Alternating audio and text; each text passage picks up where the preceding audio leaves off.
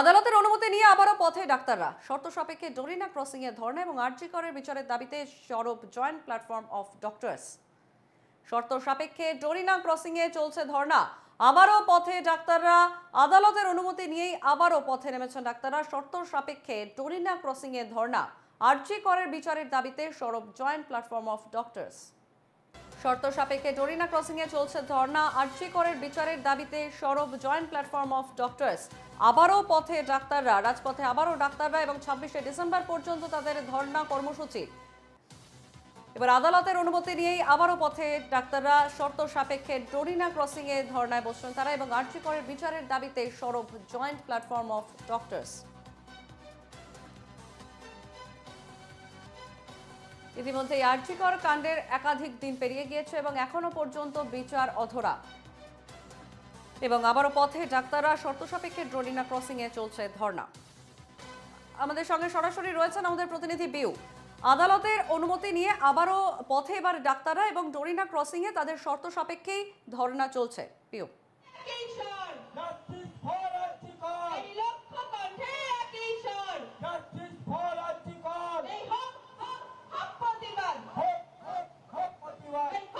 বিউ, শোনা যাচ্ছে আমার কথা?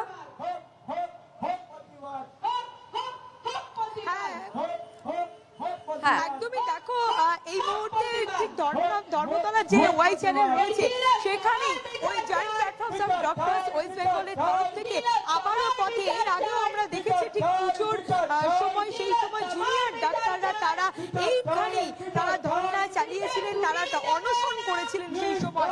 কিন্তু দেখা গেছে ঠিক কিছুদিন আগেই 90 দিনের চার্জশিট জমা দিতে পারেনি সিবিআই, সেই জন্যই সন্দীপ ঘোষ অন্যতম তৎকালীন প্রিন্সিপাল এবং পাশাপাশি তৎকালীন টালা থানার ওসি অভিজিৎ মণ্ডল, প্রাক্তন ওসি, এবং তাকে জামিনে ছাড়া পেয়েছেন। সেই জন্য আবারও পথে West Bengal joint platforms of doctors West Bengal তরফ থেকে তারা আবারও পথে, যে বিচারের দাবিতেই তারা পথে নেমেছেন।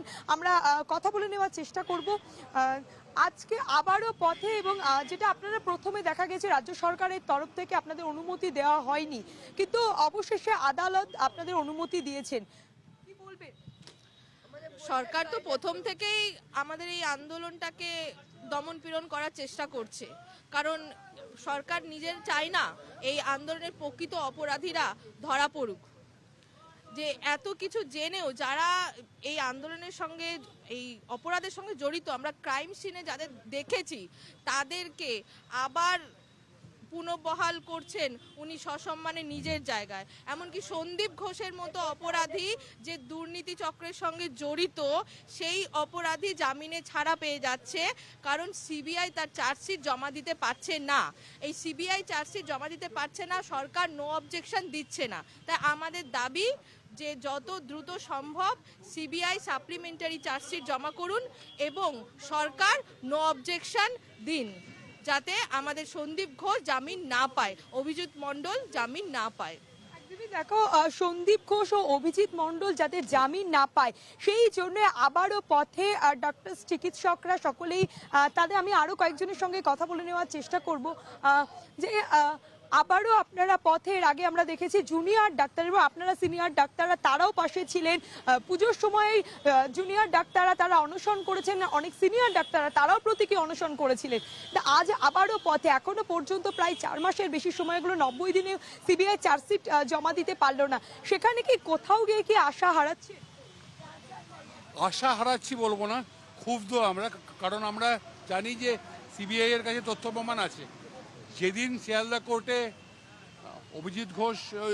অভিজিৎ মণ্ডল এবং সন্দীপ ঘোষ জামিন পেলেন, তার দুদিন আগেই সুপ্রিম কোর্টে সিবিআই যে আইনজীবী তিনি বলেছিলেন যে তাদের কাছে 900 ঘন্টার ভিডিও ক্লিপিং আছে।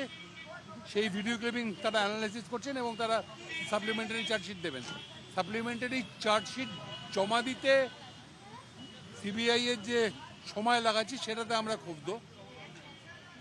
দ্বিতীয়ত হচ্ছে যে কোর্ট যে এরকম দুজন ঘৃণ্য অপরাধী তাদেরকে 2000 টাকার পার্সোনাল বেল বন্ডে তাদেরকে ছেড়ে দিতে পারে, এটাতে আমাদের ভালো লাগেনি, ব্যাপারটা আমাদের ভালো লাগেনি। আমরা এটা নিয়েও ক্ষুব্ধ।